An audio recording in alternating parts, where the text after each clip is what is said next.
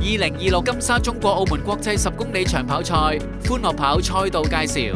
歡樂跑將於3月15日早上7點40分起跑。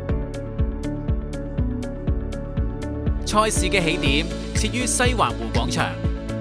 參賽者喺起點起跑後，經西環湖景大馬路進入西環大橋。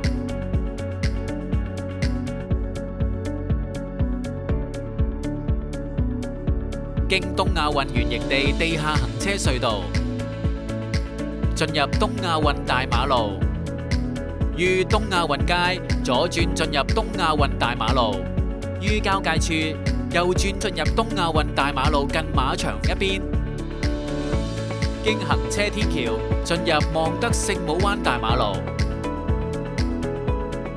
沿住望德聖母灣大馬路於大約50米處折返。